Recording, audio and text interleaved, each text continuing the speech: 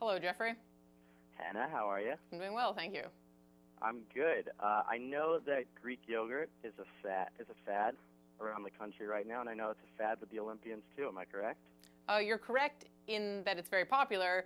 I don't think you're correct in that it's a fad, because I think the definition of a fad is that it will end. I think it's a trend that is going to stick around. It's a pretty versatile, delicious food. And how does it help Olympians train? So I can't speak for every Olympian, but I use it as a convenient snack. You've all seen the yogurt containers at the grocery store. You just grab a container and go. But I also love cooking and baking, and Chobani plain Greek yogurt turns out is a wonderful substitute for heavy cream and for butter in a lot of recipes. And for me, that's a great way to add protein and nutrients to snacks that would otherwise potentially not be particularly helpful. And so that's, you won a gold medal 4 years ago now, still in competition for a gold medal this coming Olympics. It's been 4 years. How have you been able to stay in shape both physically and mentally? I think some of my career has been really, the timing has worked out well. So I was 23 at the last Olympics. I was just coming into my own, figuring out how to train, and I was becoming a strong athlete. Over that time, I guess I achieved my goal of winning a gold medal, but instead of using that to just kind of sit back and rest on my laurels, I found it as the perfect motivation to set new goals and try to get better. And I think when you've won a gold medal and you're at what they would say is the top of your sport, everyone's trying to beat you. And I find that incredibly motivating. I think about my competitors all the time when I'm at the gym struggling through a set of squats, and I use that to push myself. And speaking about the competition, you now come into Sochi again after that gold medal in Vancouver. You won the World Championships in 2013. You won an event just this past weekend. How confident are you going into this Olympics? I'm very confident because I'm confident in my training, and I really have done, I can say when I'm in the start gate, I've done everything I can to prepare for this moment, including compete at the Olympics, because that really is the best way to understand what it's going to feel like and what it's going to take to ski well. However, I'm also very aware that every event is isolated from the one before. So just because I won the last event, just because I've won in the past, has no reflection on how this event will go. It's sort of an exciting opportunity, a fresh start each competition, but I will certainly let my confidence build so that I can feel positive at Sochi. And you mentioned it, you've won before. What's still pushing you to keep going that extra mile?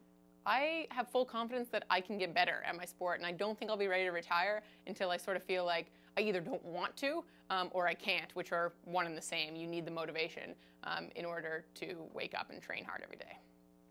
And you started in the Olympics in 2006, finished outside the top 20. Now you're a gold medalist, a world champion. What's your life been like in these last 8 or so years?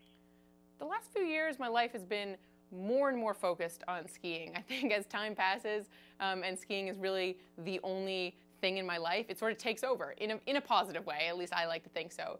It allows me to put all of my energy into training. So in the summers, I live in the Olympic Training Center, where not only do I not need to do my own laundry or do my own cooking, I don't even need to go to the post office. I don't need to pay any bills.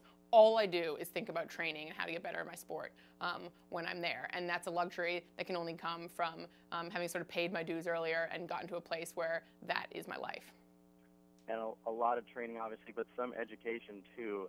You're at Dartmouth now. What's that been like? You're 27 years old, but a college student, correct?